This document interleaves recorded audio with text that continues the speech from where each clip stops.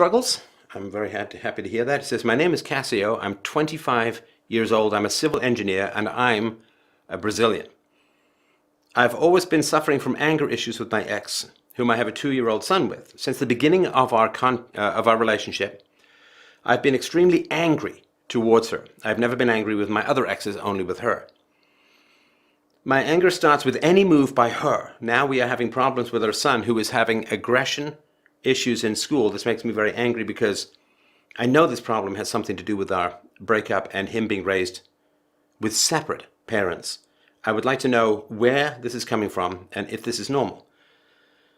So you said, I think this subject will be interesting for the show because this history involves an accidental pregnancy, depression, suicide attempt by my part, her struggling after the pregnancy, masculine behavior, and a large-scale view of feminism in third world countries. So that's quite a mouthful, Cassie. I really appreciate you calling in. How you doing today? Yes, I actually had a conversation with her, with my ex, today that got me thinking really deep about this stuff. I think I should have give you some background history about all of our history. Okay? Yes, yeah, please do. And let's focus with your own childhood, I guess, which is where I would first look for the origin of these issues. Okay. We broke up around 1 year ago, and then I started to read a lot of this red pill stuff of Rollo Tomasi and some YouTubers like Aaron Clarice and Richard Cooper, but I didn't found a, a probably probably explaining about my anger issues. I know red pill stuff goes into some female and masculine psychology, but I never found something related to anger. Okay, but to explain my background with her, I, it was in 2015.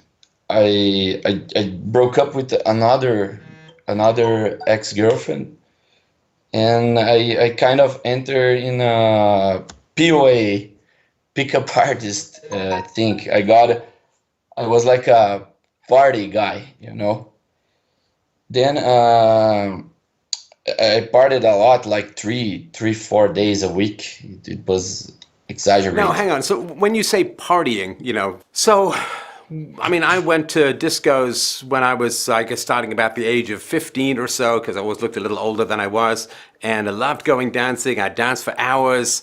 I had a lot of club soda, a couple of beers once in a while, but it was kind of expensive for me. So I went mostly for the dancing. I, chat with women and all that. Never did very much about it. But what is the scene like in Brazil these days for this kind of stuff? Like, do you drink a lot? Is it dancing? Is it socializing? Do you hit on women a lot? How does that work? Okay. In Brazil, it's like a common culture to partying a lot. You know, it's expensive. There is place that it's less expensive than another ones, but in general, it's expensive. So my family is has good money for a Brazilian family. Okay, so I could spend this kind of money in in shit like that. But how do you get the money? Does your family just give you like a credit card, or how do you get the money from your family? My family has an engineer enterprise. No, At the no, I know. time, I I mean, was. you don't have to get into those details. What I mean is, I mean, you're an adult.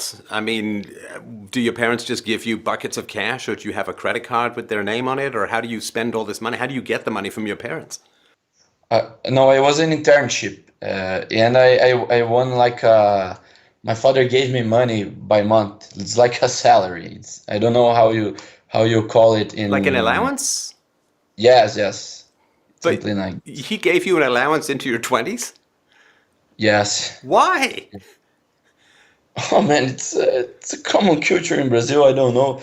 I My mean, aren't, friend. aren't kids supposed to grow up, become adults, and go get their own damn money? I mean, what am I missing here? Yeah, it's because I didn't have money to I don't know, pay my bills, so my father gave me that money. But why Also didn't at you that have money time, to pay your bills? yes, I lived with my grandmother at that time. So he paid me to he paid me this allowance to I don't know have my own stuff like But were you in school at the time? Were you working? I mean, what was he giving you the money for? If you were in school, then I can understand a little more your parents helping you out. But were you working or? I was in internship at that time in the family business, and I was in the university at that time. Oh, so you were working and you were in university. Yes. Okay, that makes certainly a little bit more sense to me. But didn't your father say, like I'm just putting myself as if I were your father, I'd say, I'm happy to give you money if you're working and you're going to university, but you can't be out drinking 3 or 4 nights a week because that's going to impact your studies. That's going to impact the quality of the job that you can do that I'm paying you for. Yes. Now that I'm a father, I can agree with that. But he didn't. But yes, he didn't. He didn't. Was your father absent a lot during your childhood? Uh, Kind of. Well, my parents got divorced when I was like 12 years old. Okay. So I lived with my mom. The divorce laws in Brazil are similar to US or Canada, and I lived with my mom, but I don't get really well with my mom, you know. Right. So I asked if I could live with my father. Then I started to live with him, but I had problems with my stepmom as well. So I started to live with my grandmother. You know, it's a very conturbate family background. Now, So can I guess something here?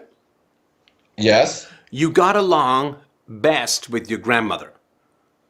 yes, Right. How did she I was. know that? be- I don't know, man, because Because your grandmother would have been raised pre or before feminism. yes, yes, So she would be sure, reasonable, helpful, productive, yes, useful. yeah, she was very supportive, Yeah. and when I lived with my father, my stepmom really kind of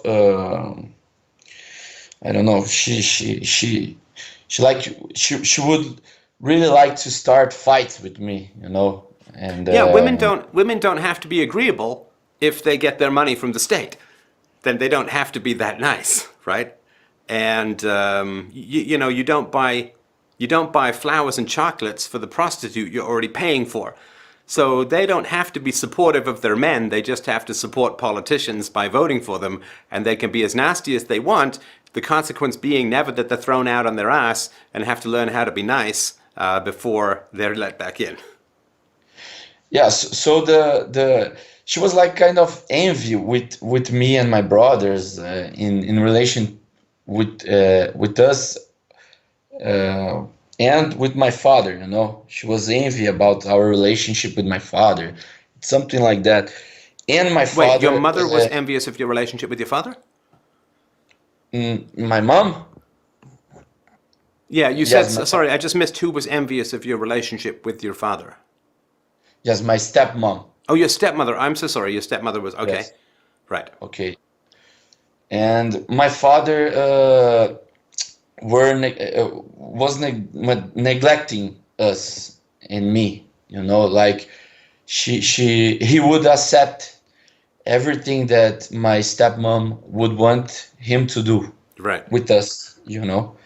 So my life becomes a hell at that time, and I was during a difficult period because in Brazil to get into public universities, which are the best in Brazil in a reputation manner, you know, you need to have a test Yeah. like with 80 questions and something like that. And it's only one weekend of the year. And during that weekend, she fighted with me, and I don't know if I can say, because it would be too long, but she fighted with me, and that was enough. And my grandmother was watching this and already knew about this kind of problem, and she told me to live with her.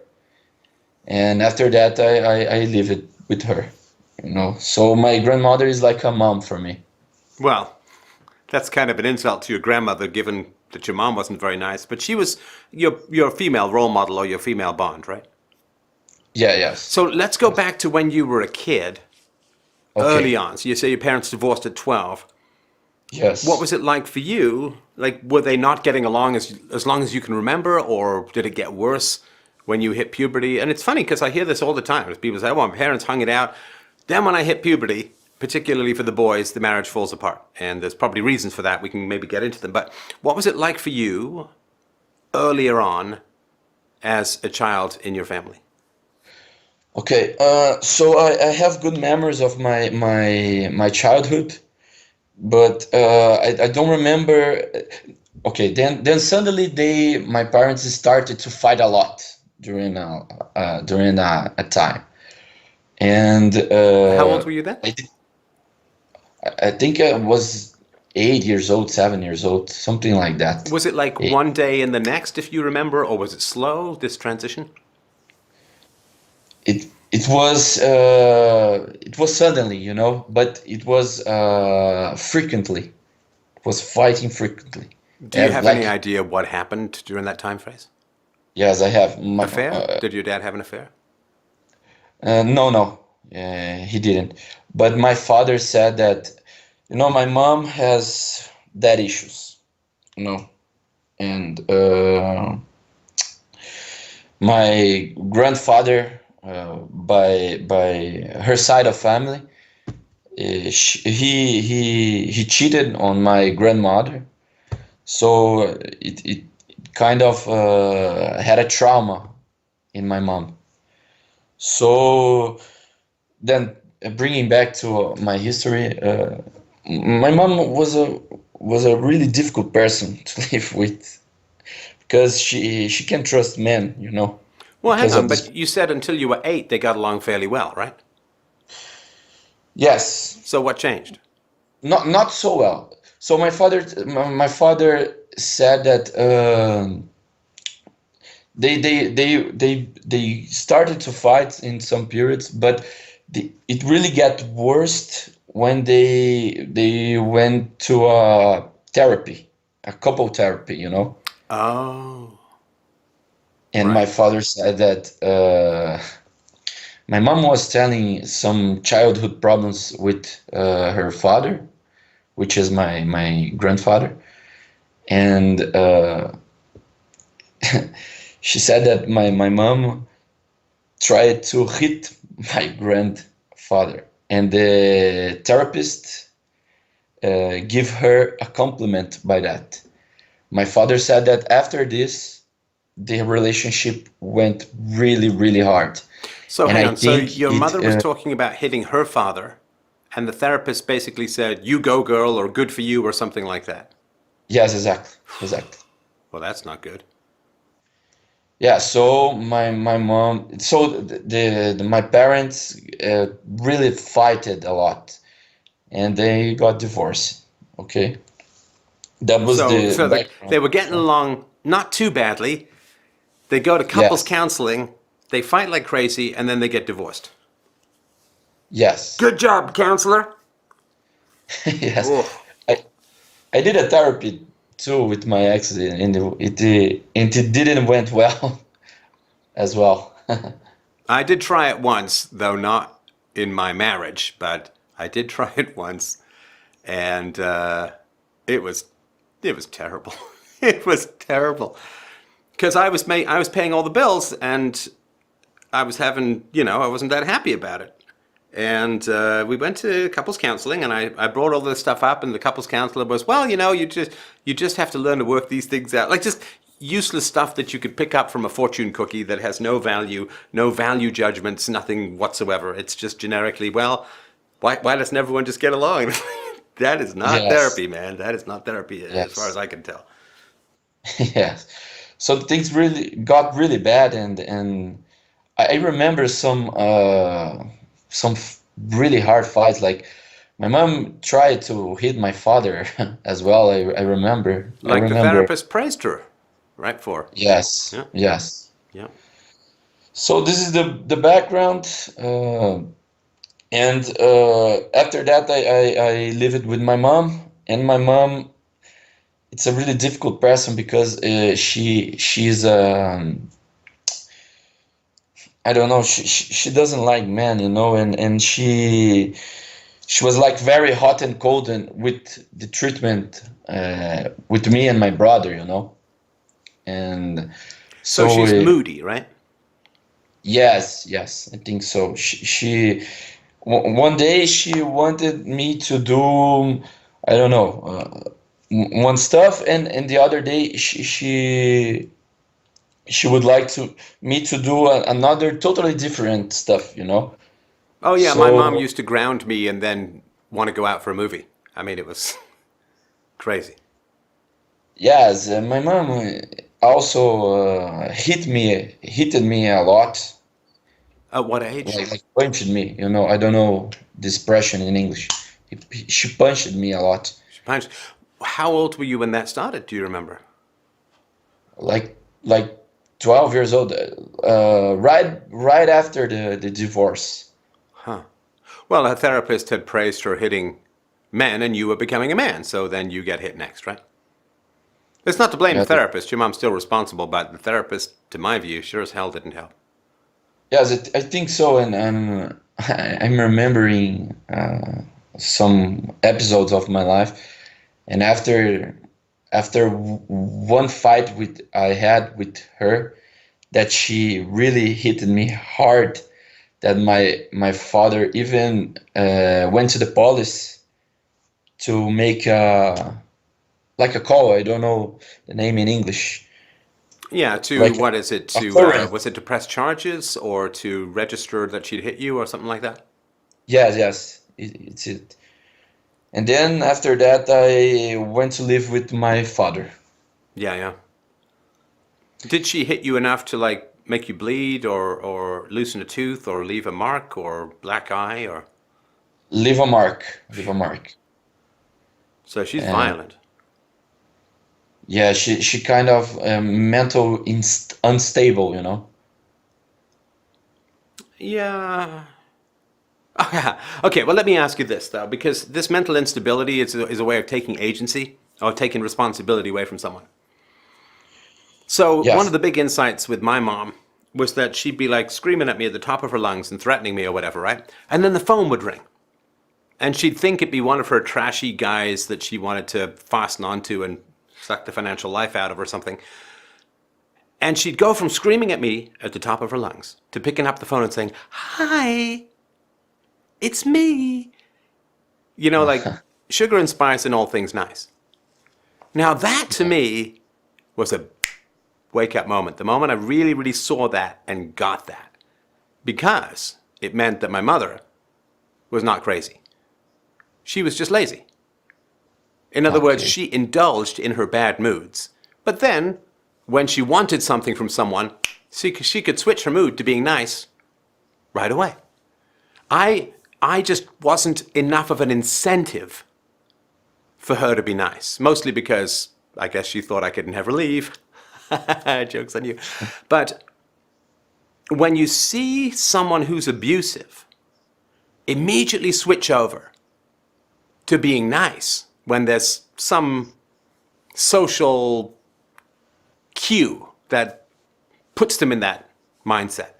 Then you see that I said so, because when, my mom was screaming at me like her face all distorted and she was waving things or threatening to throw things at me or whatever, she looks completely out of control. And you say, wow, she's really possessed by this crazy stuff. But when she then reins it in tamps it down, and becomes perfectly normal in the space of about half a second because she feels like it, or it's to her advantage to be nicer, then you realize she's not crazy. She's just lazy. She's just taking out frustration. She's letting herself vent. She's, because she has power over me. Because I think I was like 11 or 12 when I really first saw this and knew it. So that's why when you say, well, my mom was crazy, I can't remember the phrase that you used, but, mentally unstable. It's like, was she though? Because if she's mentally unstable, if it's kind of like, I don't know if you know the word Tourette's, when people just spew out this profanity against their will, or something like epilepsy. Like epilepsy is not generally socially conditioned. Like you can't say, well, I'll have epilepsy in front of my kids, but if a neighbor comes by, I won't have my epilepsy. It's like diabetes. You can't have diabetes unless there's a policeman nearby. So when it comes to the abuse of children, the question is always, the question is, did your mother ever abuse you in a situation where she might face some real sanctions, some real negative feedback? Did she abuse you in front of a teacher? Did she abuse you in front of a cop? Did she abuse you in front of family members? Did she abuse you at work? Did she abuse you in company? And if the answer to that is no, then she wasn't crazy, she wasn't mentally unstable, she was just a fucking bully. Oh, yes, she didn't do that in front of other people. She could perfectly control her level of abuse, like sliding up and down a dial, like turning up and down a stereo. She could perfectly control her level of abuse as she saw fit. It's just that your average random stranger was worth not abusing you, because the average random stranger might call the cops or whoever or look at her badly. So just about everyone in the world was worth not abusing you, except for you. Except for what you wanted, except for what you preferred, except for what you needed, which was, like to not be fucking abused, right? So this is really, really important, because what we generally do is we work backwards and we say, well, it was abuse, but she was kind of unstable. She was all over the map. She was moody. It's like, no, she wasn't. She self-indulged in moodiness because you had no power. But when other people had power and she might face some negative consequences for her moodiness, then she wasn't moody, right? She was probably perfectly pleasant. And this is the weird chameleon nature of some people, maybe a little bit more female than male, which is this shapelessness to the personality. There's no form. It's like a gas. It's like a vapor. It's like not even as solid as a liquid.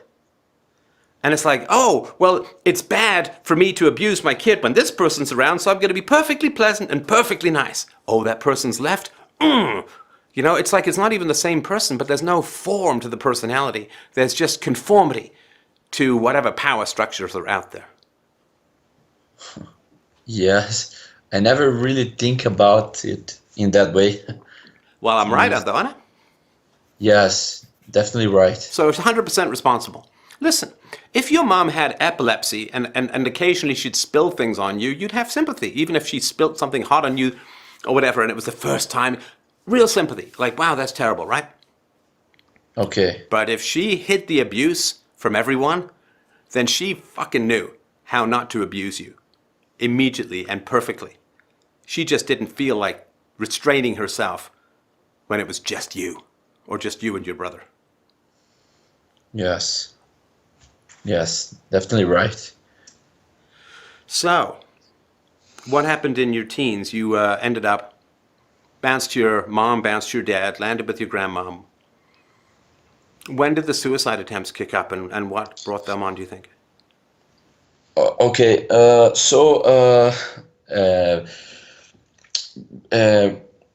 I met my ex in one of these clubs, I was partying.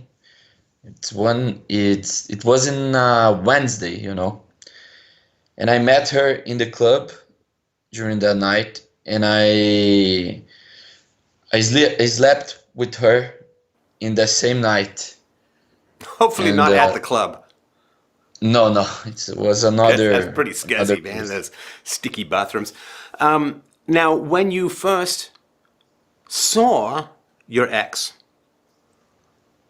what attracted you to her? Now, it's a nightclub, so I've got some idea it wasn't her fine rendition of Proust. But what was it? Was it just physical, like she was just sexy or pretty or hot, or was that the major thing? Yes, definitely. She was pretty, not the prettiest one of the club, but she was prettiest. I started to talk to her. Wait, you said she wasn't the prettiest, but she was the prettiest? Maybe I No, no, misheard she something wasn't the there. prettiest one of the club, but she was pretty She was at pretty, that okay. time. Like 1 to 10, what would you call her? Just looks. 7.5. All right. That seems like a relatively low number to make these kinds of mistakes with, but where would you put yourself in that 1 to 10? And I think I'm a 7.5 as well. All right. But you're a 7.5 with money and connections and good family in Brazil, right? Yes, So that would put you up quite a bit, right? yes, yes. Okay. I think so. I think so. And how did you, I mean, was this common practice for you to meet with a girl at a club and sleep with her the same night? Yes, it was. Oh, gross. Yes, it was. I mean, you don't have to answer this. I'm just curious. Did you ever get an STD? Did you ever have a psycho? Did you ever have a pregnancy scare? No, because during that crazy lifestyle, I was a kind of responsible. Uh, just to share that night history, I went with her to a motel, and I've always bring a condom with me, and in that night she told me to not use the condom during the first night. She told My you to not use the condom. Yes, because Red she flag, red flag, red flag. yes, I mean, yes, we're halfway down to a display of missiles by Chairman Mao at this point. yes. My thought at that day was, oh man, she would she would never would want to have a kid with a stranger. Newsflash, But she might not be a virgin. yes, so I didn't use it, and She's probably had then more she meat run got through her pregnant. than a German sausage factory. Yeah, then she got pregnant. Wait, Uh, hang on. Then she got pregnant. You said you used a condom, bro. no, no, I didn't use it. I didn't use Oh, it. so she said, I want to go raw dogging, right? Do me bareback, do me no condom. And you're like, sure. And then you did, and she got pregnant. Yes, in the first night. Did she know, like in the conversation that you had before you went to the motel and you went in without a scuba suit, did you mention by chance that your family had money? No, no, I didn't say that, but at that time I said about my profession because she asked me. Then I think she made the points, connect the dots. Oh, and your profession was a money-making profession. Yes, I was in an internship of civil engineer. All right, right. Now, did you like wear nice clothes? Did you have an expensive watch? I mean, was there some? Did you drive? Did you like? Was there some indication that you had money? Because you would have more money than most students in Brazil, I assume. I think my clothes are above average, and I I bought a lot of expensive drinks at that night, So you were flashing your money and flashing your education. Yes. And she's like, have sex with me without a condom, Mr. Money. Yes, I think so. It was so fast. I don't know if she realized that. I don't know. So when you said you were responsible in your irresponsibility, well, I guess it only takes one slip up, right? You only have to get one ball past the goalie, so to speak. Yes, definitely. So you had sex with her that night, and then what happened? Then she got pregnant at that Well, hang on, no, night. but did you want to see her again? Did you exchange numbers? I don't know how the pickup culture works these days. I mean, normally do you just never talk to the girl again, or what?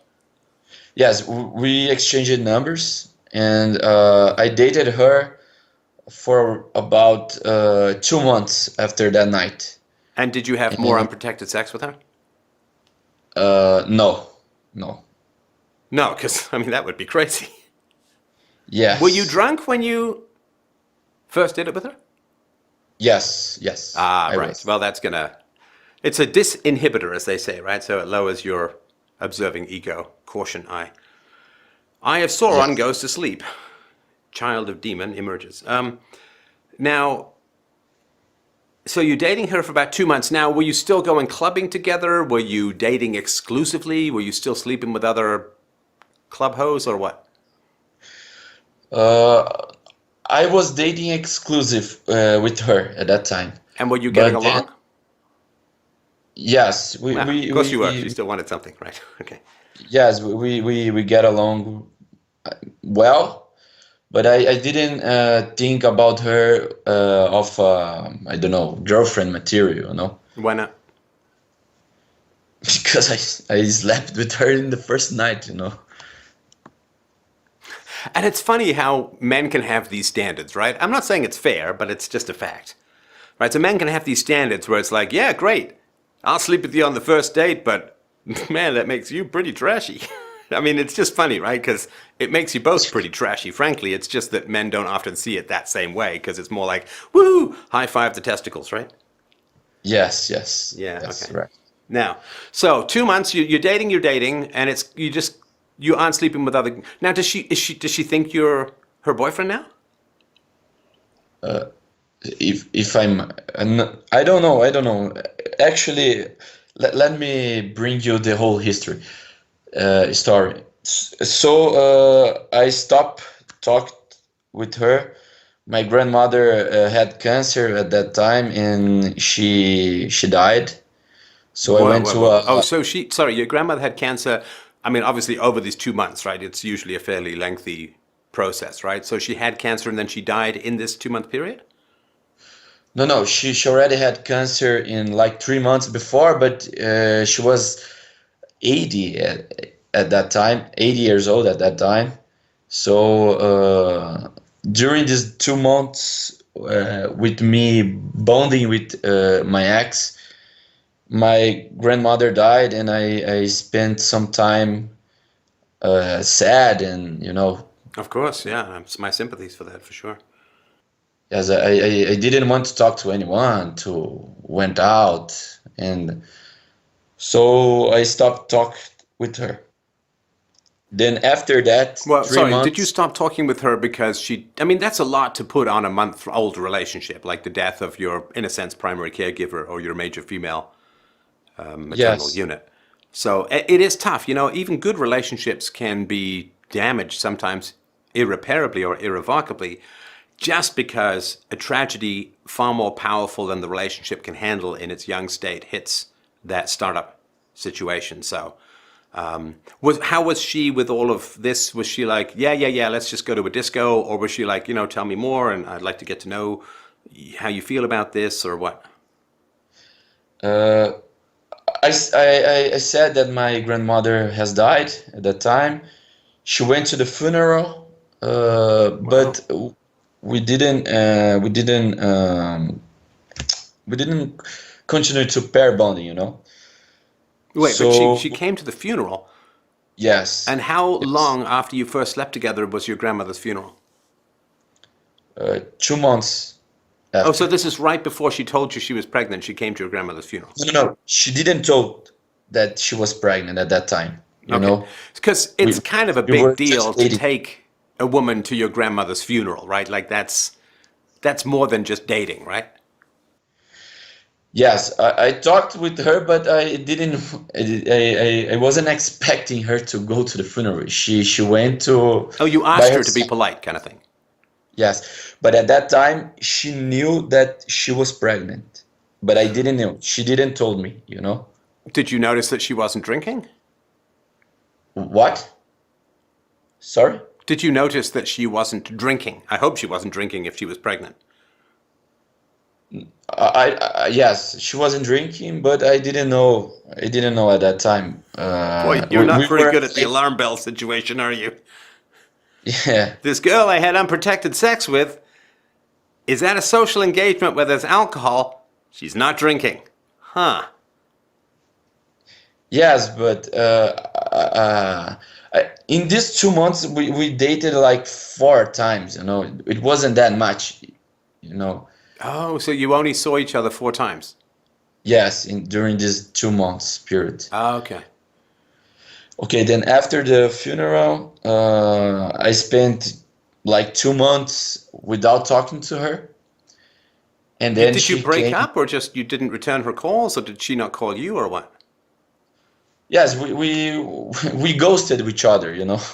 After the funeral. Yes. Okay. And then 2 months after the funeral, she came with a call suddenly, yeah, and she told me that she was pregnant, and I could be the father. She Ooh. didn't know who was the father, you know. Ah, modern life. Then So then I you're said, like doing that Tom Likas quadruple finger cross, like you're some blues guitar player warming up or something. All right. yes, definitely. Then she told me that I was kind of the lover for her because she had a more deep relationship with another guy. You were the side piece. Yes, I was the side. She was 25 at that time, and I was 22 at that time, and the guy was like 30 at that time. You know. So during the conversation, which she revealed me the pregnancy, I was really supportive with her. I said, no, if you are pregnant, I will try to do my best. I will be a really good father. But then in the next day, I was thinking, man, I am the lover, and why did she call the guy to do the test? Wait, Because why she didn't. did she or didn't she? No, she asked me to do the test, and she didn't call the her boyfriend at that time to do the test. Well, how do you know? Because she told me. Okay, how do you know? So I mean, this does not strike me as a particularly honorable woman. So how do you know yes, she's telling you the truth about anything?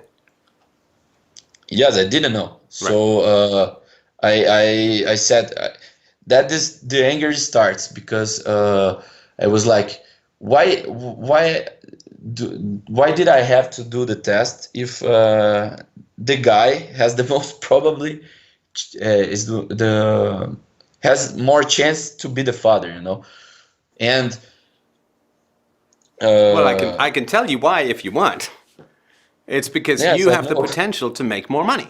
So usually when a woman who's pregnant, assuming that the test is not around, this is how women's instincts had developed. So assuming that a woman is pregnant and has had more than one lover in the time period, she then looks around and pretty much she's not that interested in who the actual father is. She's interested in who can bring her the most resources. So in the competition between you, the 22-year-old, and the 30-year-old, you, as the 22-year-old, I'm sure she'd Googled your family and figured out that you came from money, and that this 30-year-old guy who was dating some loose, skanky, bajo 25-year-old is not a high-quality guy. So she's like, oh, well, there's more resources with you rather than this other guy, so I'm going with Casio. Yes, he was like a waiter. Right. Right. So she's like, okay, here's a civil engineer for money or a waiter. Huh. I think the civil engineer is the father. Yes. I believe that is the case. Come on. I mean, I don't mean to laugh, but you got to understand how this kind of thinking goes, right? Yes, yes. So I said to her, no, no, the guy will do the test. I'm not going for the test. So Well, okay, but the problem is, unless you actually see the test, you have to then take her word about the test, right? yes, yeah, that was a problem. It wouldn't have been as So much of a problem if you'd have taken the test and said, I'm going with you to the doctor or whoever it is to get the result of the test because I'm not going to trust you. Oh, no, this stuff, right? yes, it was a dark period because I was really messed up, you know. Oh, The yeah. the Terrifying.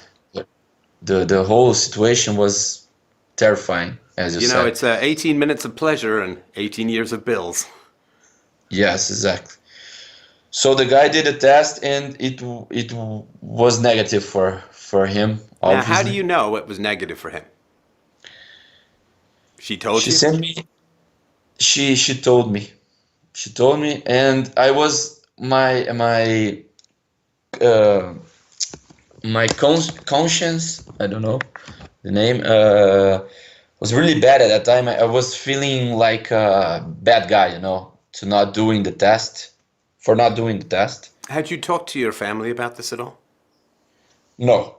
But after she said that I was the father, I really gave her uh, my confidence and I assumed it. And I told my family, and they were very supportive. They were really supportive at that time. Well, I don't know, supportive is the right phrase at that point.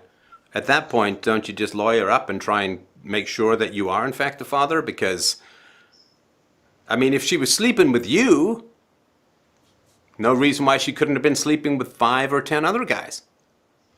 Yes. And I think So she the idea was. that you're the father, how does she know that if she just claims to have eliminated one guy?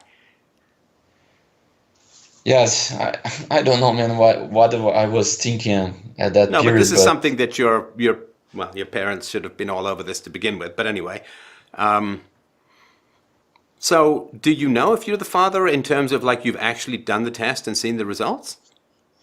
yes, I've done the test 1 year after this, and he is my son. Okay, all right. So you did the test and you had the results and you weren't told this by her, but you got it directly from the doctor and all that? Yes, it was. I did the test before we broke up, you know. Yes, after we broke up, and I don't know, man. Uh, I was crazy at that time. I gave my confidence to her, You and mean you I mean your shouldn't have trust? done it. You trusted her? Yes, yes, my trust. But she was right in that it has now been objectively proven that you're the father, right? Yes, Okay. yes. So You won the after swimming that, race. oh, sorry? You won the swimming race, so to speak. I'm sure you weren't the only Yes. sperm in there churning around looking for the big old egg. Yes. Okay, Yes. so did you talk with her about getting married or trying to have a relationship or something like that? Yes, after the after she told me that I was the father, I we get along to meet each other with our families, you know, and go to the doctor, yeah, you know, And what was do her the family like? supportive father role. Sorry? What was her family like? Her family is totally broken. You know, he lives. She lived with her mother and her brother at that time, Right. and they were really they treated me well at that period. And with this kind of thing happening, we started to be uh, to be in a relationship again. You know, we we we we got in a relationship 2 months before the birth of my son, and we spent 2 years, 2 years and a half after that Now, did together. any of your suicide? Where did your suicide attempts show up in here? Okay, it was in the final part of the relationship, you know, Oh, okay. So because when you were together for how long? 2 years and a half, Okay. and you know, the relationship didn't really went well, you know, and I got depression during this time What was bad about it? because I went through a rough path of purpose in life, you know, because I like my dream was to have a family and like a perfect family, you know. Yeah, get married and plan it well and all of that, right? Not just end up cornered by an umbilical cord around your nutsack. Yes, and after the birth of my son, she went totally cold. My ex, you know, she didn't treated me well. She I, I I feel like I was a plow horse, you know. Well, After here's the the thing. This is something that's kind of confusing for men okay, because male sexuality, there's lots of complicated about men, but sexuality is not actually one of those things. Male sexuality is you like having sex because you like having sex. But female sexuality is very different, in my opinion.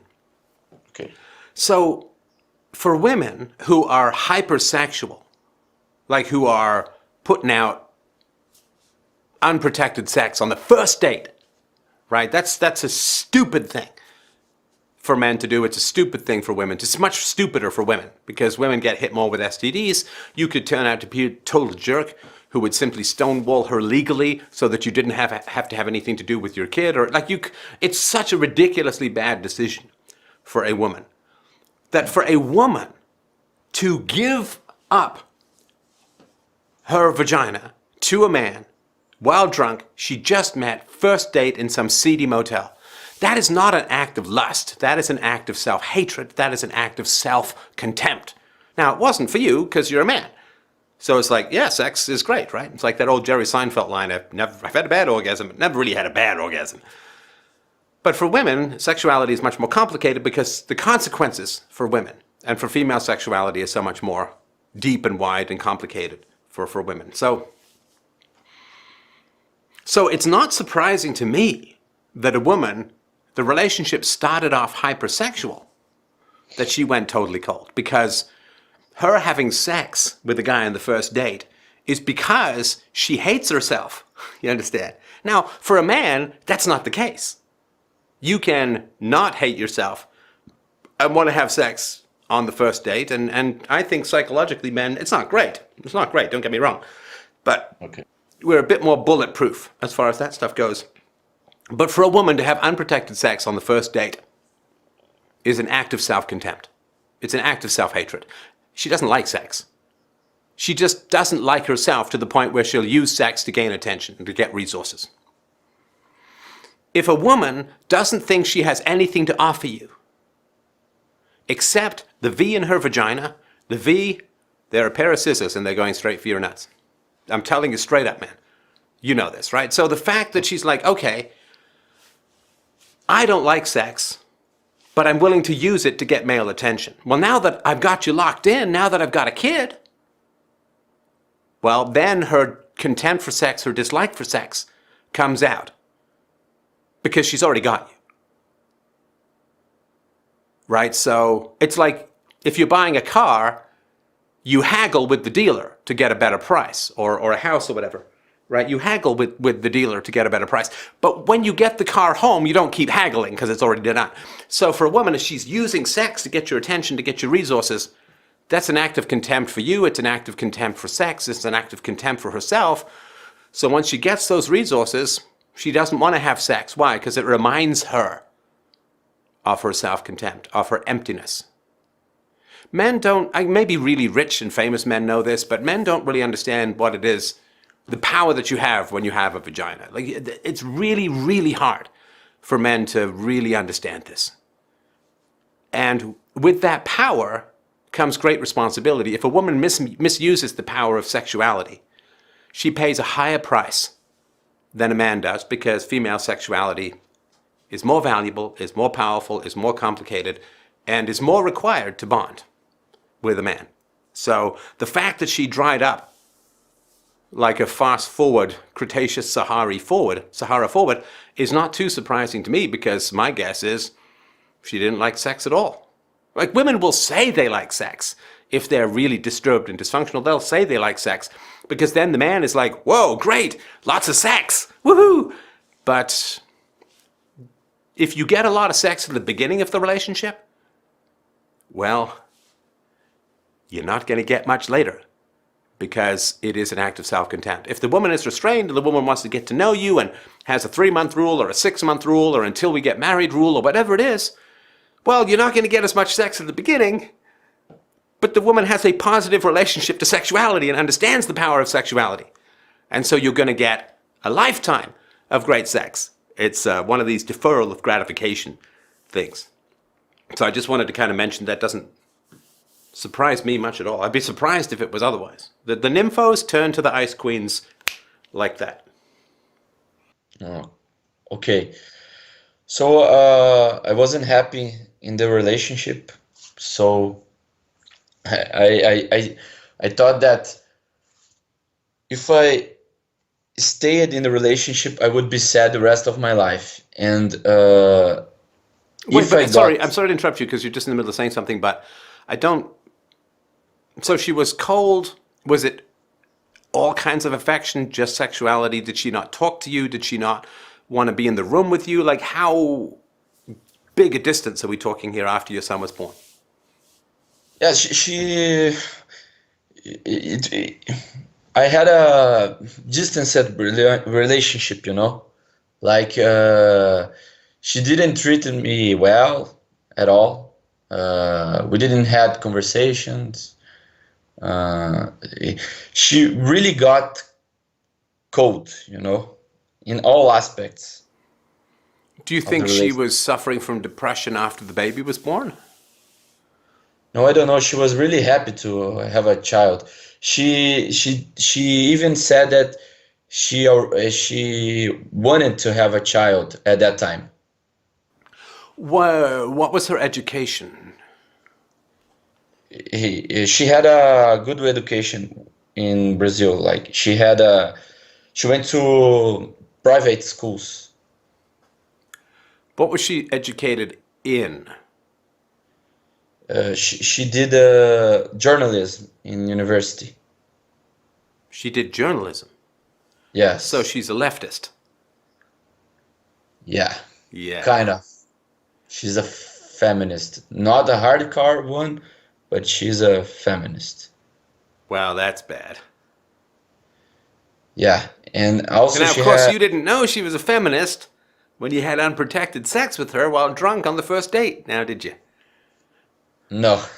See, that's why you got to get to know people. I mean, I'm sorry, this is like, it's not that helpful for you, but this is a conversation that goes out to the world.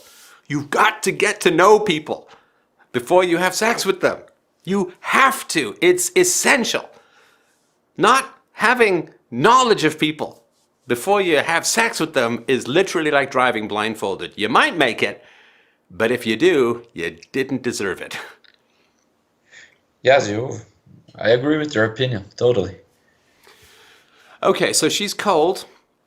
And of course, as a leftist and as a feminist, she has no knowledge or appreciation of the need of your son for a father. So she has no need to keep you around, or to be nice, or to satisfy you, or to keep you happy. And look, this all sounds like love is just transactional, which it kind of is. Yes. It kind of is. And I'll just, for people who are troubled by this, who have this Hallmark card sentimental view of love, it's kind of like this. Yes. You need to have leverage in a relationship. And just to take a simple example, there's two restaurants side by side. One of them gets no subsidies from the government, and the guy's invested his life savings into the restaurant and is desperate for it to succeed. The other restaurant right next to it gets 100% of its bills paid for by the government. And the guy's just making a fortune. So one of them is really going to care about the customers, and the other one doesn't give a shit about the customers because their bills are all paid for by the government. Now, you can say, well, maybe the first guy's a terrible businessman, and maybe the second guy just really wants to create a great customer experience despite the fact that all his bills are being paid for by the government. It's like, yeah, well, no. That's not how things work. You have leverage as a customer in the first restaurant. You go in, you put down your money, you're making them succeed as a business. If you don't go in and you tell other people it's a bad restaurant, or you do go in, you don't like it, whatever, they need you. They need you. Now, you need them too, because you got to eat, right? But they need you, and that's mutually beneficial, right? In the second restaurant, they don't need you. In fact, you're kind of an inconvenience. Because the waiters can sit all there playing cards, they get paid no matter what. They don't want to get up and wobble hot soup over to a table, and they don't want to go on a coffee patrol and refill everyone's coffees, and they don't want to deal with people who say the soup is too cold or the bread is too wet or the goose is overdone or whatever, right? They just want to sit there playing cards, check their phones, and surf the internet a bit, watch some videos. And so in the first restaurant, you open the door and you go in, and they're like, yay, how can I help you? How can I help you? How can I make your meal experience fantastic? And in the second restaurant, you go in and they're like, oh, God, a customer. And they'll be all kinds of passive aggressive to you. I mean, they'll serve you probably. They're not going to not serve you. But, they're going to be slow. They're going to be lazy. They're going to be difficult because they don't want you to come back. The first restaurant, where the guy's got his ass on the line financially, he desperately wants you to come back because it's hard enough to get the first customer, but getting repeat customers is a whole lot easier. So in the first business, they need you, they want you, and you need to want them. In the second business, they want to get rid of you. So the second business is your girlfriend, right? Because she doesn't need you for money. She certainly doesn't need you to be there for money because she can just run to the government and get the government to compel you to give her money.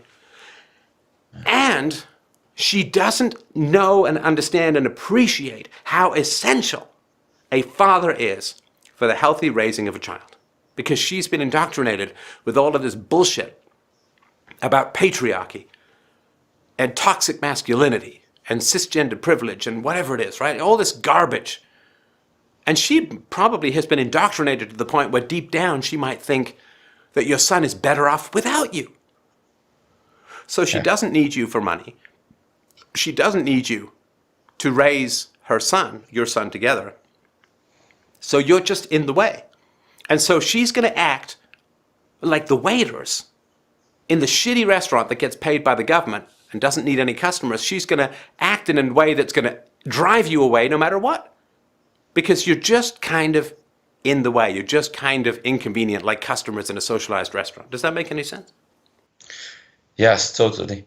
During the relationship, she didn't let me educate my son, It was really hard because when I gave my opinion, she totally dismissed it and didn't want me to educate him. Can you think of an example?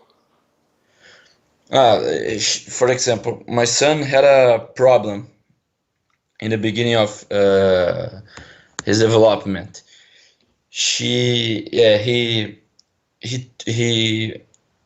screamed really high when he wanted something,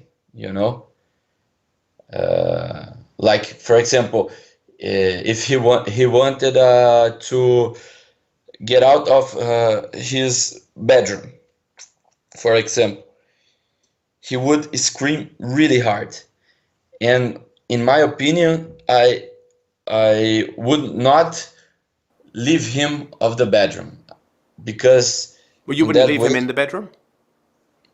Yes, but for him to learn that if he screams, he wouldn't have what he wants, How old is he? Like 1 year old. Why shouldn't he get what he wants when he's a year old? Because at that time we lived with her mother, and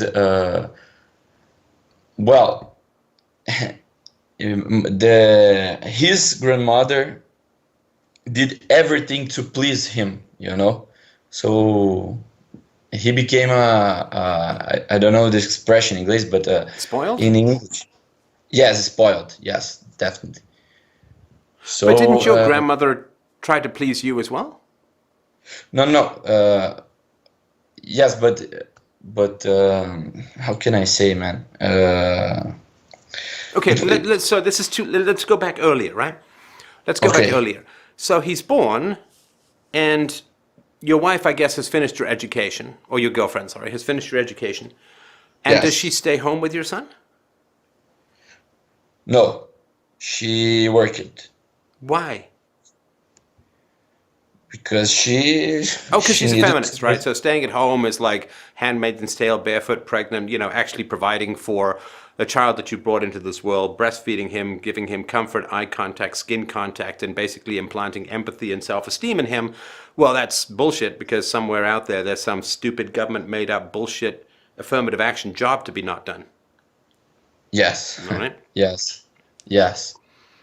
So how So long after he was born did she go back to work? like 5 months after the birth. Okay, that's better than some. Did she not? I don't know what it's like in Brazil. Is there like paid maternity leave or something like that? Yes, the em- oh man, the employer has to pay the salary, the full salary during the maternity period, you How long know, is that? 5 months. Oh, okay. All right. All right. So, 5 months. What happened to your son? Yes, he started to develop this screaming problem. No, no, no. Hang on. What does she do? Was he raised by your grandmother or her grandmother, or what happened? We leave him with babysitter. A babysitter? Who's that? It's it's a woman who take cares of the your child. No, no, no. I understand that, but I know what the word babysitter means. Who was the babysitter? Like, was she a relative? Was she just someone down the street? Was she someone off the internet? Was she someone who had 10 other kids? Like, who was she? She was a employee of my house. You know. Like a maid? Yes, yes, definitely. And how was your girlfriend breastfeeding for the 5 months? No, no, she was breastfeeding like 2 months Why did she stop? because it was an inconvenient activity for her. Oh, inconvenient. Yeah, how convenient was this baby to you, but you got to stick around for 18 years, but she can't fucking breastfeed for more than 2 months. Christ almighty. Yes. Some women have become so useless in the span of like 30 years or 40 years. Like all of the accumulated value and utility of women raising kids, running households, running companies, I don't care. They've just been turned into like petty, selfish, useless. I mean, did she cook? No, Did she know how to run a household? no, Did she pay your bills? no, Did she even write the checks that you used to pay the bills? no. What did she do? She worked and had her money to spend like in clothes and stuff. Well, that's good for the taxpayer and good for the clothing industry. It's not so fucking good for the next generation. All right. So she stopped breastfeeding after 2 months, and then he what? He switched to formula? Yes, Do yes. you know that breast milk comes out differently if it's a boy than if it's a girl? And formula doesn't differentiate. You're Yes. giving gender neutral powder to your kid instead of hormonally optimized male friendly breast milk. Yeah. So she goes back to work, some babysitter, takes care of your son. Now, do you know how good this babysitter was? Did you have any concerns about her? No, I think she was really good because she babysitted my half brother, like a brother for me. Your half brother, who's that now? No, it's not my half brother. It's like I forget the name. The son of my aunt. Cousin? Yes, my Okay. cousin. Yeah. Yeah. All right. Now, how affectionate was your girlfriend with your son? No, she was affectionate with him. I need to be fair. Good. No, please do be fair. I mean, absolutely. Now, how did your son handle losing his mother, so to speak, to work? As I said, man, I think I didn't thought about this way. I never stopped to thinking about what you said, but he developed this screaming problem, and he was really imperative at that time. So he would start screaming when he wouldn't get what he wants, right? Yes, yes. Okay, I'm going to give you won't see this till the video comes out, but here's my imitation of your son and tens of millions of sons, maybe hundreds of millions of sons and daughters the world over, right? Okay. Mom goes back to work. Your kid doesn't know that. He just wakes up. And people think, like when a kid screams, let's say he's thirsty, right? So a kid cries. He doesn't want water or juice. Please don't give kids juice. And he doesn't want milk. What he wants is mom. Or dad, if you're the primary caregiver, but usually it's mom, right? Okay. So here's my imitation of your son. I'm not going to scream at the top of my lungs, but it's something like this. Wah, wah, wah, wah, wah. Door opens, footsteps arrive, head positions itself over the crib, and your son says, "Who the fuck are you? Who Yeah. are you?" Like, imagine this. Imagine that you're sleeping in the bed with your girlfriend when you were still together, right? Okay. And you wake up in the middle of the night and you go around and she's kind of stirring and you cuddle and you spoon her and you nibble her ear or whatever, right?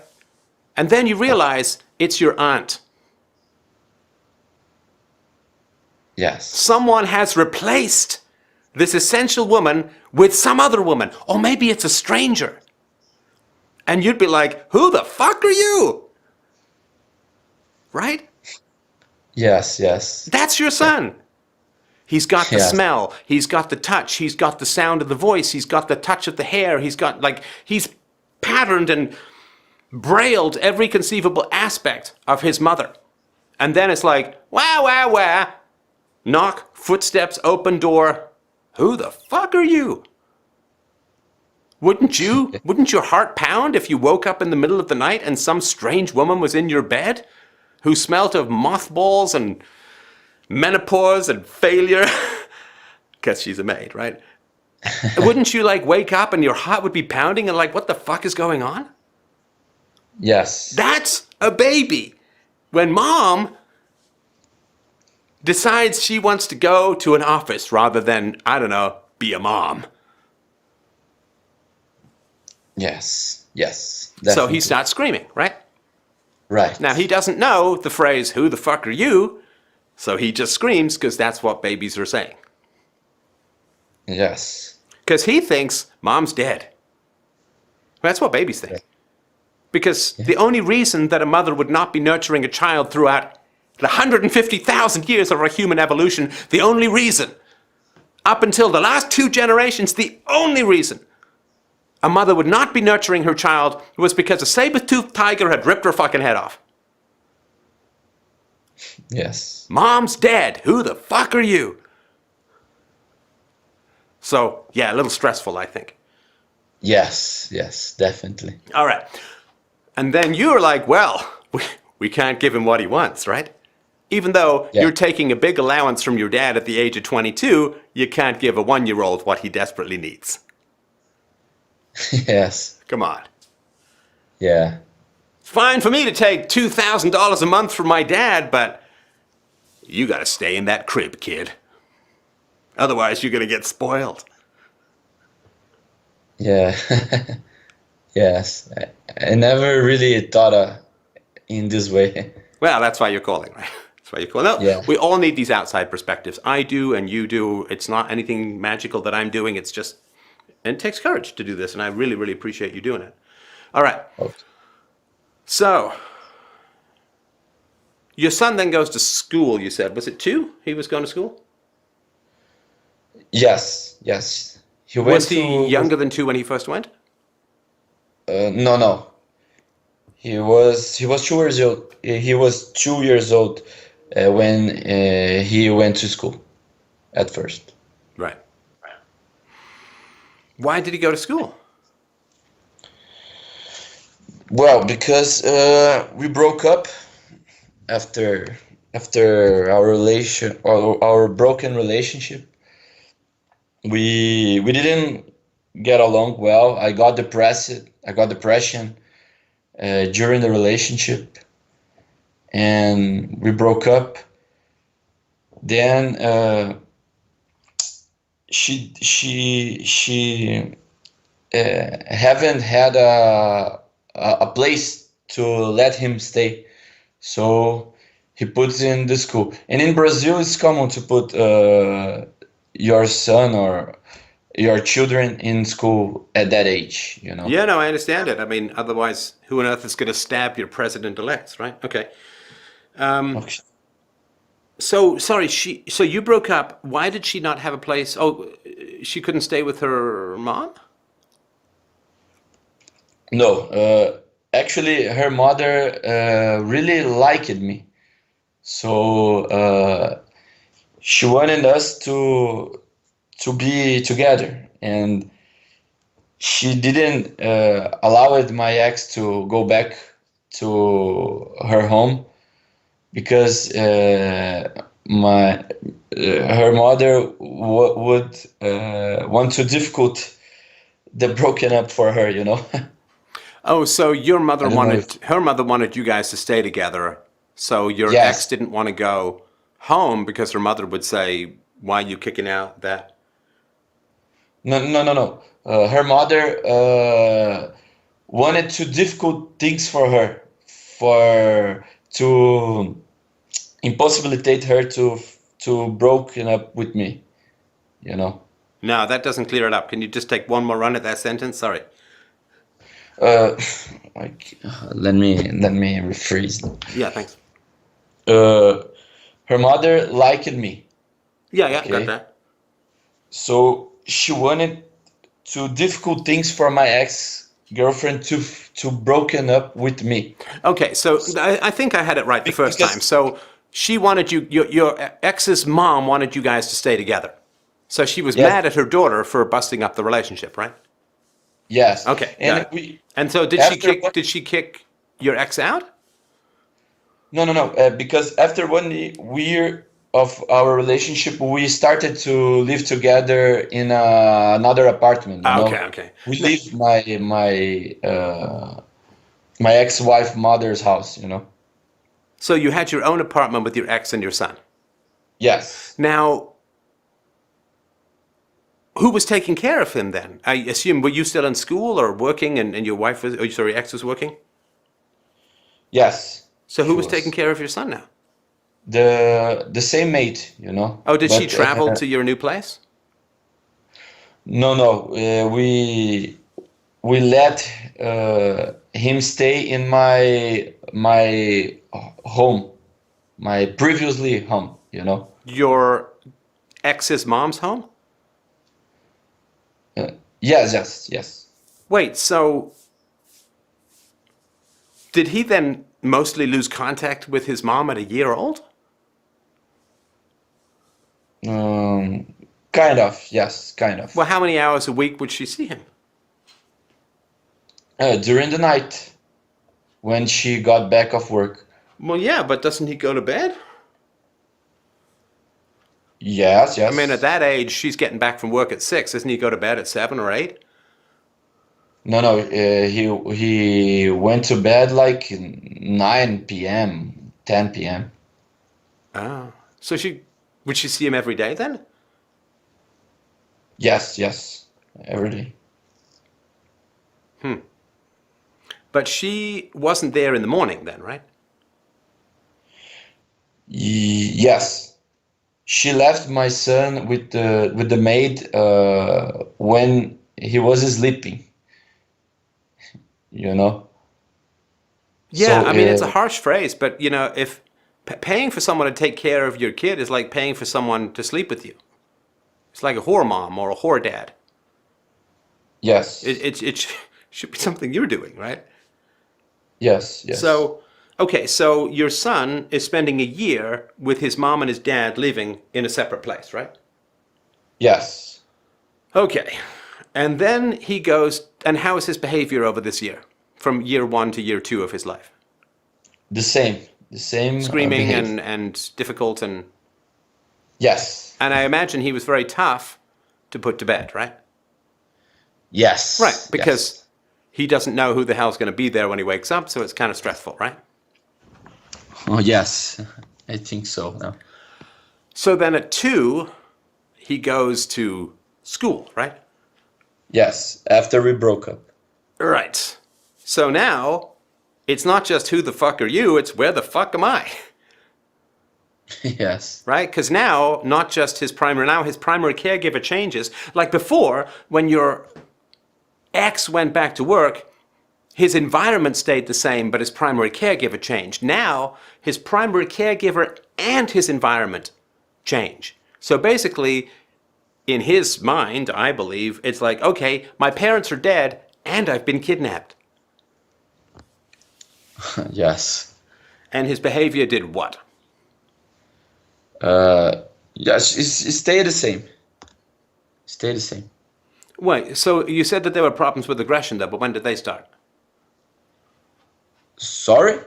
You said in your email to me, you said, my Oh, son who is having aggressive issues in school. oh yes, of course. Yes. Then he developed a aggressive behavior. Like what? Behavior. How do you know? Because the director of the school told me, But no, you know, I get that. I'm sorry, I wasn't clear. What behaviors were classified as aggressive? like punch his friends, you know. Punch his friends? Yes. Oh, like your mom punching people. Yes, yes, kind of. All right, so he punches his friends. What else? He screaming at the teacher and his friends as well. And how old is he now? He will be 3 years old in 31 December. All right. Do you want my advice? Yes. You have 2 years to fix your son, maybe 2.5. About the Oh, age of, and this is, you understand, I'm no psychologist, it's all just my opinion, right? But around the age of 5, like after the age of 5, personality changes are tough no matter what, but after the age of 5, it becomes virtually impossible to change the personality of a child, right? okay. So here's the question. Is there any conceivable way? Well, there is. Your family's wealthy, right? Or Okay. wealthier than the average. So my advice to you is this. Whatever you're doing in life, stop it. If you're going to school, drop out. If you're working, quit. Get hold of your son and parent that boy. Take him out of the orbit of school. 2, come on, that's way too young, in my opinion. Take him out of the Okay. orbit of people who are paid to care for him, because that's just not the same as a parental bond. I don't know as far as like, does he still have a close relationship with the maid or? No more. No more. Okay, so that's another rip out of his heart, right? You bond with people, they go. You bond with people, they go. You care about people, they leave you. You scream because Oh, you're frustrated and people ignore you. I mean, you couldn't have built the fire of your son's anger more effectively if you tried, in my opinion. So whatever you're doing in life for 2 years, you stop and you parent the living hell out of your boy. You give him eye contact, you give him skin contact, you take him places, you delight in his company, you reason with him, you respond to him, you give him some damn reason to trust the world that he's been brought into, right? Okay. Now, you can say, well, it's 2 years of my life. It's like, well, you're 25, right? So you're 25. So Yes. let's say that you live to 75, right? Okay. It's a long fucking time, man. 50 years. Yes. Now, 50 years versus 2 years, well, 2 years is only 4% of 50 years. I know I can do this math on the fly with you because you're an engineer, right? So this is easy Okay. peasy, right? So 4% of your life is spent making the remaining 96% of your life a hell of a lot better. Because tell me this, man.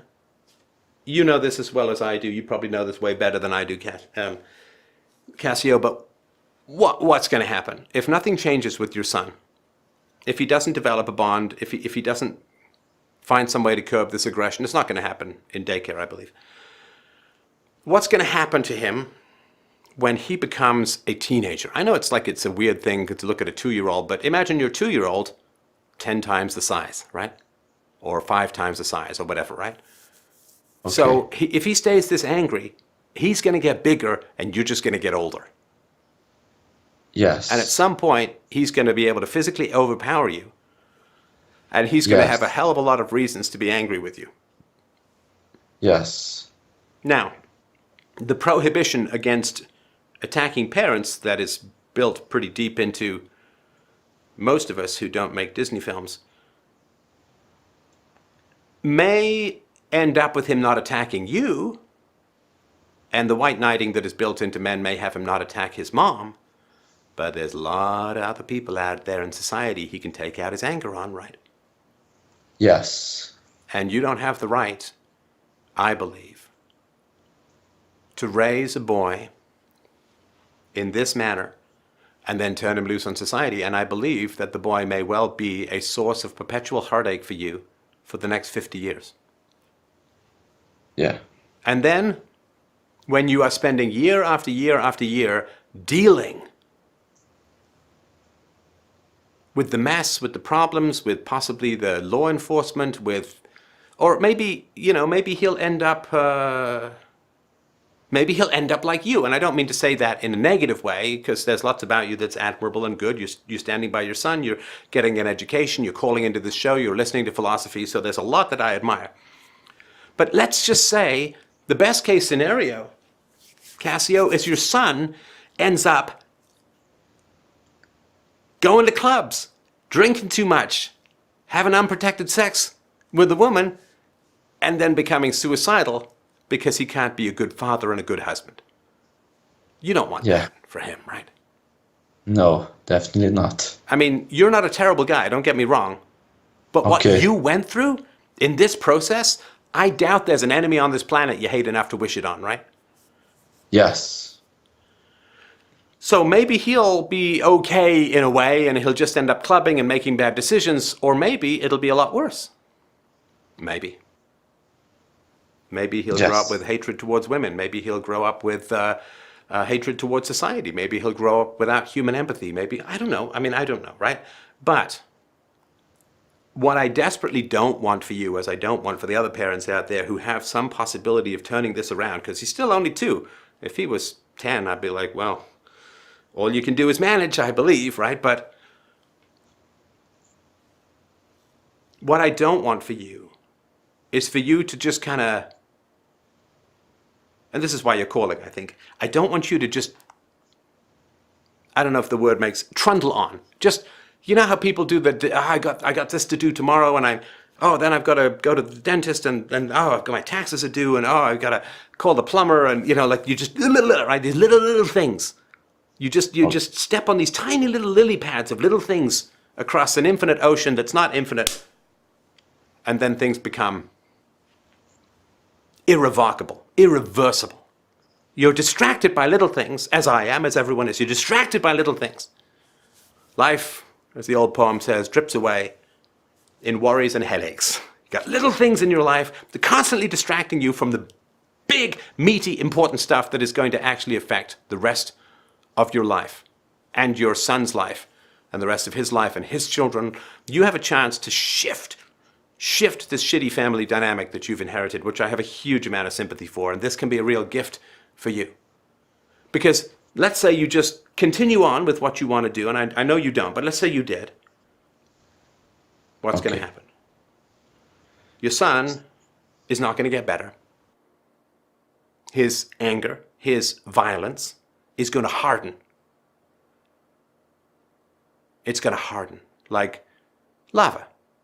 Starts off kind of malleable, little hot, but if it goes into the ocean, it turns into rock, and you can't change it with your bare hands anymore. And you have something that can change right now. If you don't change it,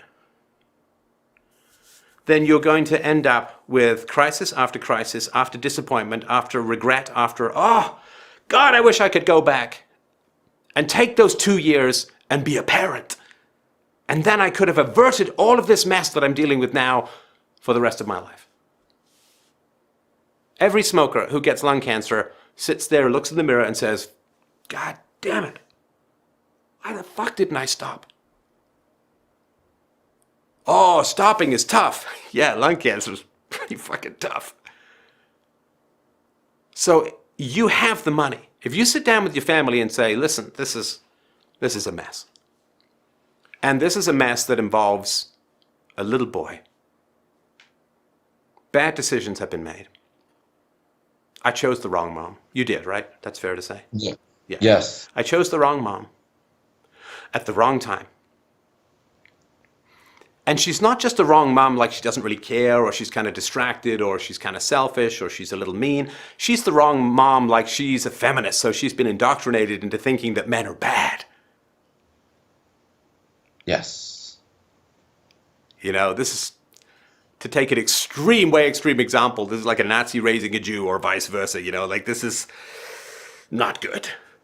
If she's, Yes. you know, I know she says she's not an extreme, but if you believe that there's such a thing as toxic masculinity, you can't be a good mom. You can't be a good mom. Yes. Of course, if you hate women, you hate girls, you can't be a good dad if you have a daughter. You can't be a good dad if you have a son, because it'll teach him to hate women and hate girls, right? Okay. So this bigotry, women get away with it, and for reasons we don't have to get into here. But if you sit down with your parents, because they'll have to, I assume you don't have a lot of savings, right? So they'll have to fund this to some degree. I don't know how your ex is going to take it, I don't know. But who knows, right? Depends how vindictive she is, right? She might just hurt your child despite you, despite men, despite the world, despite whatever misandric bullshit fantasies have been stuffed into a overly susceptible head. But you say to your parents, this is like a 10-alarm fire. This is like crisis mode. My son is hardening into a violent, angry person. And we don't have much time. Every day that goes by, he gets harder and harder, I believe. Well, I think the data bears me out, but, certainly look into it yourself. Every day, he's getting harder and harder. He gets less and less mobility to change, and eventually he's just going to be this angry Mars-like statue of aggression and insecurity and coldness. Maybe like Yes. her mom. So all hands on deck. We've got to fix this. Now I'm going to need resources to fix this. You don't need a lot of money to be a parent. You don't. Okay. You don't need a lot of money to be a parent because you can live in one room and be a parent if you want. Yes. I'm not saying necessarily move in with your parents because I don't know, that whole dynamic sounds kind of complicated, or you can't move in with your parents because they split up or whatever, but you're having trouble with both your parents, so that might be kind of tough to manage being with your parents as well as trying to parent in a new way to your son, plus your parents will have their effect on your son and all that, so you probably could get, but I'm just off the top of my head here, like if you're home, can you live on what would be the American equivalent of $1,000 a month? Yes, definitely. Okay, So if you can live on $1,000 a month and you have 2 years, that's $24,000. That is not a lot of money to save your son, right? How much money might you have to spend on police, on bail, on psychiatrists, on meds, on unwanted pregnancies, on possible drug addiction? I'm not trying to terrify you. These are possibilities based upon what's happening. And you can really reduce those possibilities, I believe, for the low, low price of $24,000. That seems Yeah. like a pretty good deal to me. Yes. Oh man, I'm shocked. I don't know what to say, man. Well, I'm tell me what shocked. you think. I mean, I had a good old long speech there, and really, your son might be okay, right? It's a dice roll, right? But I mean, I had a shitty childhood. I've never hit anyone in my life. Yeah. So where he's at, the screaming, the hitting, the defiance of authority, that's not good. I think that really qualifies as an emergency, and you cannot stumble your way through an emergency. You need a very decisive plan that is radically different than anything that came before. Yes. But the problem is that I don't have the right for it because the the custody is with her, you know. What, do you not have shared custody? No. Why not? Uh, we in, we are in a process, you know. We are during the divorce process in Brazil. Wait, are you You know. divorcing because you were common law married? No, no. But it's like it, you know, because I live it with her and stuff. So the justice needs to decide, like the value of the pension, you know, the child the yes the payment of the child, you know, and the share custody. Right, so she has custody while you're trying to work out custody, right? Yes, yes, Yeah. that's it.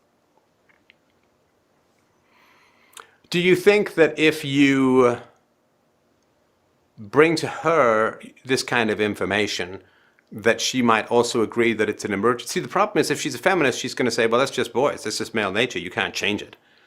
Of course he's aggressive. Of course he's violent. That's just men. Right? So do you think that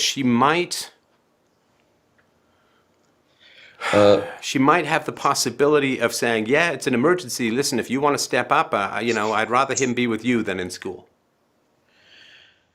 oh man, let me tell you something. After I discovered this problem, I sent her the the one video of you, you know, that one that you explained the problems with childs who is raised by single mothers, you know, and she was totally indifferent with this, and I don't know, man. I don't think she would Wait, agree with that. what do you mean she was totally different? What do you mean? No, she was totally indifferent. Oh, okay. She didn't believe you.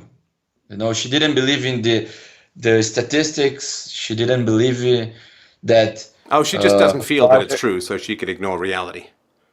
Yes, she didn't feel that a father needs to have a role But in the education of it. would she, like, if you, like, let's say you didn't say anything like, I have to save my child from the horrors of blah, blah, blah, or I'm worried, or I'm terrified, but just like, I'd really like to take 2 years off and be a full-time parent.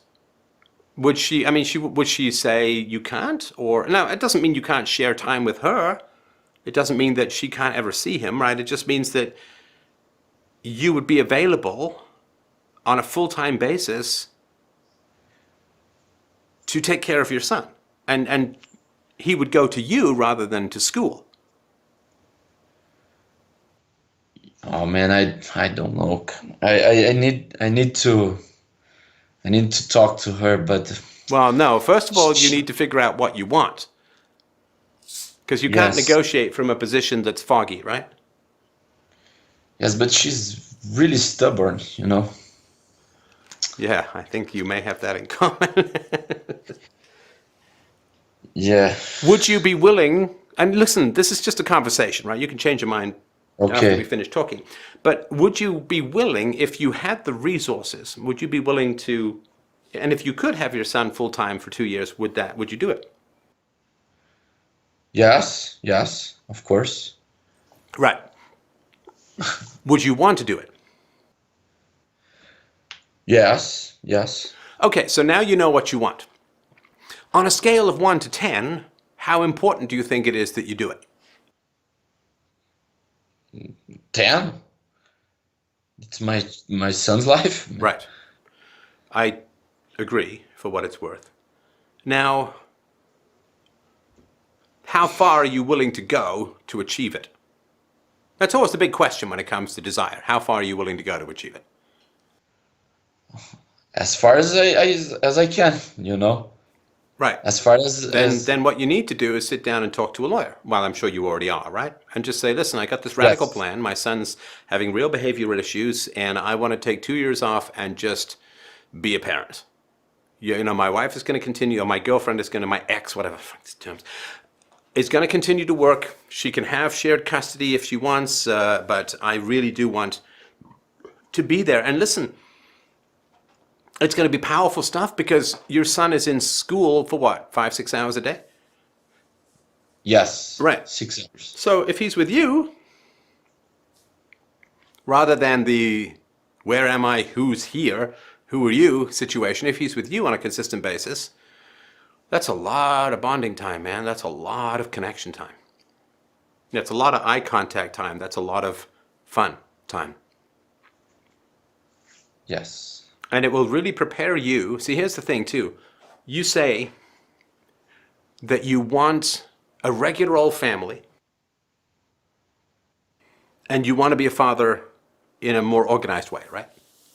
Yes. Okay, I want that for you too. And the reason why I think you should take this time and be with your son as much as you humanly can is this reason. Let's say you do have some dysfunctional, difficult, oppositional, defiant, aggressive, potentially violent son, right? Okay. Who's going to want to marry you, Yes. right? What Okay. woman is going to say, you know, well, that guy, man, yeah, he's a great guy. I really like Cassio, but, whew, signing on to that little hellboy, that's a bridge too far for old mama here, right? Whereas if you Yes. have a boy who loves you, who is reasonable, who you can negotiate with, and so on, you'll still be, it'll still be a strike to some degree, but not nearly as much of a strike as, you know, do you want to sign on for a kid who's going to end up on the Dr. Phil show? Yes. So that's a really good investment for you. Just your future dateability. I've known parents, man. I don't know if you know parents like this, man, but I've known parents with difficult kids, like really difficult kids. Oh my God. It never bloody ends. It's Yes. one goddamn thing after another. One chaos, one mess. Phone calls in the middle of the night, cars going missing, money going missing, property going missing, calls from the cops and bailouts. And again, I'm not trying to say this is, I don't know. But those people, especially if they're not married, if they're married, it's tough enough on the marriage. But if those people, they don't have time to date. They don't have resources to date. They can't go out and have fun.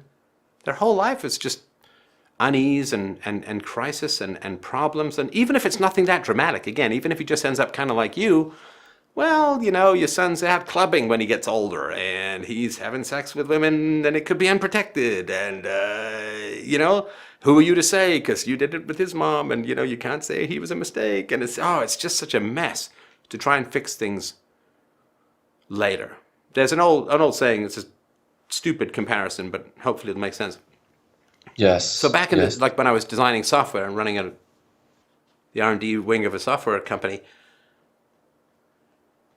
everybody said, oh, let's just start the software, let's just build it. We've got the spec, let's just go, right? We didn't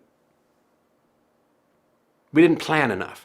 And it became very quickly evident, and the data is pretty clear on this. In software, if you solve a problem early on, like you figure out a spec early on and you hammer out the details and the differences. It's 10 times easier. It saves 10 times as much time and money as trying to do it later. I mean, it's much more so with parenting. If you get things right for the first 5 years, it's pretty smooth sailing. It's pretty easy. It's pretty easy. And as you know, I was home with my daughter for the first 5 years. I'm still home and so on. And it's easy and it's fun, and I'm proud of her every day, and I love the way she interacts with people, and I'm proud of the contributions she makes to adult conversations, and she is wickedly funny and has taught me how to dab. And anyway, I won't bore you with all of the great things about all of that, but it's pretty easy now. I mean, I'm sure there'll be some excitement in the teenage years, but with the right foundation, if there's a right foundation, you can get a lot of rocket blasts without everything falling apart. So if you really want this and it's a 10, then you find a way to make it happen. And if you have to be a little pushy, well, if you go camping with someone who's a smoker and you throw out all their cigarettes or break them in two or stuff them into a big pile of bear shit, it's like, yeah, they'll be mad at you. And then 2 weeks later, when you come back, they'll have gone through their nicotine withdrawal, and you know what they're going to say? Thanks. Yeah. Does it sound like a plan? I'm really shocked, Stefan. Oh Why? my God. I'm shocked. Tell me why. I didn't know that problem was so deep like this, And please understand, I'm no psychologist. I don't know. But given the downside, given the negatives can be so extreme, and you want to be a dad anyway, I mean, if you can do it over the next 2 years, boy, wouldn't you want to? Yeah. But you need Yes. to, read up on this stuff for sure. I mean, oppositional defiant disorder, problems with aggression. Jordan Peterson's got some good stuff on this, on how aggression is very tough to remediate later on in life. But yeah, I in my, again, admittedly, obviously, amateur opinion, yeah, it's just an emergency. And you have the resources to deal with it, and I think you'll really kick yourself if you don't. Yes, I think you are right. You are right. All right. Will you keep me posted about how it goes? Yeah, yes, I will, definitely. Was it a useful chat for you? Yes, definitely. Good. Well, thanks again so much. For those who don't open their hearts and their lives and their minds up in this way, but who benefit from it, I hope that you have as much respect as I do for the people who come on this show and talk about these difficulties. There's so much that unites us across lands, across countries, across cultures even. And these kinds of conversations are so important in helping us realize that in our troubles, we're not alone. In our solutions, we're not alone.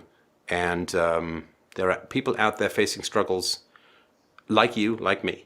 And I really respect and honor and deeply appreciate your confidence in talking about these things with me, Cassie. I really do. And thank you so much for your time. Okay, Stefan, thank you so much for this conversation. It really opened my eyes, Good. I'm glad. Well, keep me posted, and I'll talk to you soon. Okay, thank you, Stefan. Bye.